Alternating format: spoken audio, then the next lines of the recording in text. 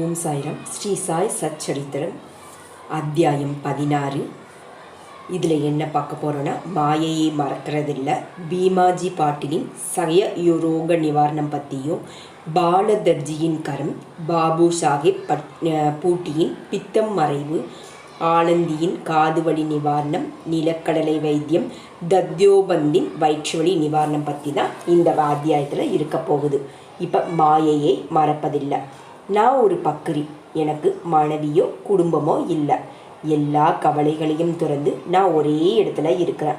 ஆனால் மாயை எனக்கு இன்னல் தந்து கொண்டே தான் இருக்குது. நான் அதை மறந்துட்டேன். ஆனால் அது என்ன மறக்கலை. கடவுளின் இந்த மாயை பிரம்மாதி தேவர்களை விடுறதில்லைன்னா என்னை போன்ற பக்கிரிகளின் எந்த மாத்திரம்னு பாபா சொல்கிறாங்க. கடவுளை சரண அடைபவங்க அவங்க கருணையால் மாயையில் இருந்து விடுபட்டு விடுவாங்க. இப்படி எல்லாம் பாபா மாயையை பற்றி சொல்லியிருக்காங்க. பாகவத புராணத்தில் கிருஷ்ண பகவான் உத்தமரிடம் துறவிகள் என் வடிவங்கள்னு சொல்லியிருக்காங்க. பாபாவும் அகந்தை நஷ்டமடைந்தவங்க என்னை பூஜை செய்து என்னை நோக்கி முன்னேற முடியும்னு சொல்கிறாங்க. நீ என் பெயரை சொன்ன மாத்திரத்திலேயே நான் உன்னை சம்சார கடல்லேருந்து அக்கறை சேர்த்து விடுவேன். இந்த வார்த்தைகளை நம்புன்னு பாபா சொல்கிறாங்க. உனக்கு நிச்சயம் பலன் கிடைக்கும். எந்த விதமான பொருட்களோ அஷ்டாங்க யோகமோ தேவையில்லை. நான் பக்தியில் தான் வாசம் செய்கிறேன்னு சொல்கிறாங்க பாபா. அடுத்து பீமாஜி பாட்டிலின் சயரோக நிவாரணம் பற்றி தான் பார்க்க போகிறோம். பூனா ஜில்லாவின் நாராயண கிராமத்தை சேர்ந்த பீமாஜி பாட்டிற்கு 1909 சயரோகம் ஏற்பட்டது. அநேக சிகிச்சைகள் செய்தும் எந்த பலனும் கிடைக்கல. அவர் ரொம்பவும் ஏமாற்றமடைந்து கடவுளை வேண்டினார். சாய்பாபாவின் பரம பக்தரான ஸ்ரீ நானா சாஹேப் சாந்தோர்கரிடம் இதை பற்றி ஆலோசனை கேட்டால் என்னன்னு அவருக்கு தோணியது. அதனால் அவங்க சாந்தோக்கருக்கு தன் நிலையை பற்றி விரிவாக கடிதம் எழுதியிருந்தாங்க. அதற்கு பதிலாக நானா சாஹேப் இதற்கு ஒரு வழிதான் பாக்கி இருக்குது. அதாவது பாபாவின் பாத கமலங்களில் சரணடைவது. நானா சாஹேப்பின் வார்த்தைகளை நம்பி அவர் சீரடி போக தயாரானாங்க. சீரடியில் அவரை அழைத்து சென்று பாபாவின் முன் படுக்க வச்சாங்க. ஸ்ரீ நானா சாஹேப்பும் சாமாவும் அப்போது அங்கு தான் இருந்தாங்க. பாபா, அது பூர்வ ஜென்ம வினையின் பலன்தான். நான் எந்த சிக்கலிலும் ஈடுபட விரும்பலை என்றார். இதை கேட்ட பாட்டில், நான் அனாதை, கருணாமூர்த்தியே என்னிடம் கருணை காட்டுங்கள் என்றார். இதை கேட்ட பாபாவின் மனம் நெகிழ்ந்து விட்டது. அவர் பாட்டிலிடம், கவலைப்படாத, உன் கஷ்டம் சீக்கிரமே தீர்ந்துடும்.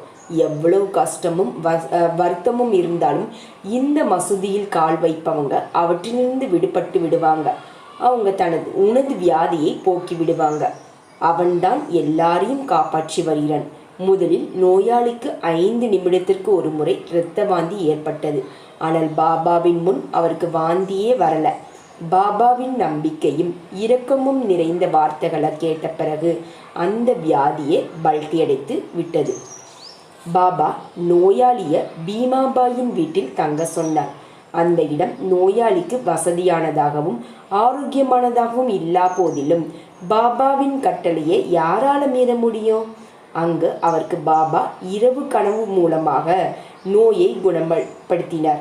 முதல்ல கனவுல நோயாளி ஒரு மாணவராகவும் ஆசிரியரின் முன் கவிதை ஒன்றை சொல்லாததனால் தண்டிக்கப்படுவதை போல பார்த்தாரா கனவுல. 2வது கனவுல அவர் இதயத்தின் மேலிருந்து கீழிருந்து மேலும் ஒரு பெரிய கல்லை உருட்டுவதை போலும் கனவுல பார்த்தாங்க. அதனால் அவருக்கு தாங்க முடியாத வலியும் ஏற்பட்டது. கனவிற்கு பிறகு அவர் குணமடைந்து தன் வீட்டிற்கு திரும்பி சத்யநாராயண விரதத்திற்கு பதிலாக சத்யசாயி விரதத்தை ஆரம்பிச்சாங்களாம். 3வது பாலாதர்ஜியின் கரம் பற்றி தான் இருக்க போகுது.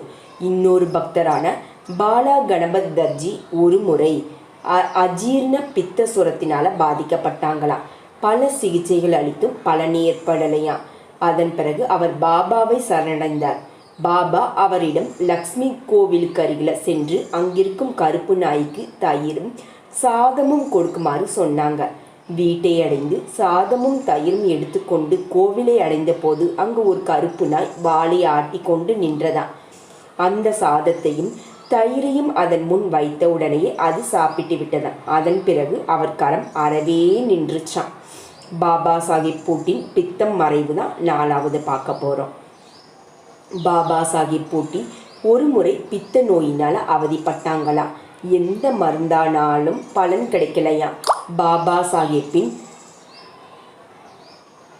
நிலை கவலைகரமாக இருந்ததா. பாபா அவரை அழைச்சி தம் முன்னால் உட்கார வச்சு, பயப்படாத, இனிமேல் உனக்கு வயிற்றுப்போக்கும் வராது, பிறகு தனது விரலை உயர்த்தி வாந்தியும் நின்றுவிடும் என்றார்.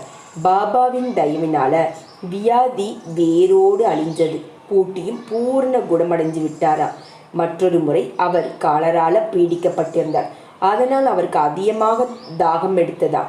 டாக்டர் பிள்ளை அவருக்கு பலவிதமான சிகிச்சை அளித்தும் டாக்டர் பிள்ளை அவர் நிலை சீரையடையலையா. கடைசியிலே அவர் பாபாவிடம் சென்று தமது தாக நோயின் நிவாரணத்துக்கு மருந்து கேட்டார். அவர் வேண்டுகோள் கேட்ட பாபா அவருக்கு இனிப்பான பாலை கொதிக்க வைத்து அதில் பாதாம், அக்ரோட் மற்றும் பிஸ்தாவை குடிக்க சொன்னாரா. பாபாவின் அருளால் அவர் குணமடைந்தார். ஆலந்தியின் காதுவலி நிவாரணம் பற்றி தான் 5வது பார்க்க போகிறோம். ஆலந்தி ஒரு சன்னியாசி பாபாவை தரிசிக்க சீரடி வந்தாராம். அவர் காதில் தாங்காத வலி இருந்ததாம். அதனால் அவரால் ஒரு நிமிடம் கூட ஓய்வெடுக்க முடியலையா. அவருக்கு அதற்கான அறுவை சிகிச்சையும் நடந்திருந்தது ஏற்கனவே. அதனாலும் எந்தவித மாற்றமும் ஏற்படலை. வலியும் அதிகமானதா. அவர் வேறு வழி இல்லாமல் பாபாவிடம் திரும்பி செல்ல அனுமதி கேட்க சென்றார். அதை பார்த்து சாமா பாபாவிடம், அவர் காது வலி அதிகமாக இருக்கிறது, நீங்கள் தான் கருணை காட்ட வேண்டும் என்றார். பாபா அவரிடம், அல்லாஹ் நல்லதே செய்வார் என்றார். சன்னியாசி பூனா திரும்பினார். ஒரு வாரத்திற்கு பிறகு வலி குறைந்து விட்டதாக சீரடிக்கு கடிதம் எழுதினார். ஆனால் வீக்கம் அப்படியே இருந்தது. அதற்காக அறுவை சிகிச்சை செய்து கொள்ள பம்பாய் சென்றார். ஆனால் அவருக்கு அறுவை சிகிச்சைக்கு அவசியமில்லாமல் போயிருந்தது. அடுத்து 6வது நிலைக்கடலை வைத்தியம்தான். பக்தரான காக்கா மகாஜனிக்கு வயிற்றுப்போக்கு ஏற்பட்டது. பாபாவின் சேவையில் குறையேதும் ஏற்படக்கூடாது என்பதற்காக ஒரு சொம்புல தண்ணீர் எடுத்து சென்று மசூதியில் ஒரு ஓரமாக வைத்து உள்ளே சென்றாராம். மற்றொரு தேவை இருந்தால் வெளியில் சென்று விடலாம்னு நினைச்சாராம். பாபாவோ எல்லாம் அறிந்தவர், நோயிலிருந்து எளிதில் குணமடைந்து விடலாம்னு நினைத்ததால் அவர் பாபாவிடம் நோயை பற்றி ஒன்றுமே சொல்லலையா. மசூதியில் தளம் இடுவதற்காக பாபாவிடமிருந்து அனுமதி கிடைத்திருந்தது.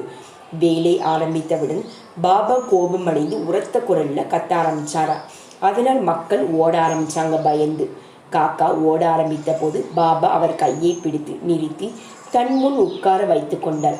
இந்த ஓட்டத்தில் யாரோ ஒருவர் தம் நிலக்கடலையை பையை அங்கு தவற விட்டு விட்டார். பாபா ஒரு பிடி நிலக்கடலை எடுத்து உரித்து காக்காவிற்கு கொடுத்து சாப்பிட சொன்னார். தானும் சிலவற்றை சாப்பிட்டார். இருவரும் தண்ணீர் குடித்தனர். பாபா அவரிடம், உன் வயிற்றுப்போக்கு நின்று விட்டது, நீ உன் தளவேலையை ஆரம்பிக்கலாம் என்றார். சிறிது நேரத்தில் எல்லாரும் திரும்பி வந்தாங்க. வேலை மறுபடியும் ஆரம்பிக்கப்பட்டது. காக்காவின் நோயும் குணமானது. 7வது தாதோம்பதின் வயிற்றுவலி நிவாரணம் பற்றி தான். ஹர்தாவை சேர்ந்த தாதோபந்த் 14 வருடங்களாக வயிற்று வலியால் பீடித்திருந்தாங்க. எந்த மருந்தும் பலனளிக்கலையா. திடீர்னு பாபாவின் மகிமை அவர் காதுக்கு எட்டியது. அவர் சீரடி வந்து பாபாவை சரணடைந்தார். பாபா அன்பாக அவரை பார்த்து ஆசியளித்து தமது வலது கரத்தை அவர் நெற்றியில் வைத்தாரா. ஆசியும் விபூதியும் பெற்று அவர் குணமடைந்தார். பின்பு அந்த நோய் அவருக்கு வரவே இல்லையா. இதேபோல் மாதவராவ் தேஷ்பாண்டேவின் வயிற்றுப்போக்கு, கங்காதர் பந்த் மற்றும் நானா சாஹிப் சந்தோர்கரின் வயிற்று வலிக்கும் பாபா நிவாரணம் அளித்தாங்க. இத்துடன் 16வது அத்தியாயம் நிறைவடைந்தது. ஓம் சாய்ராம்.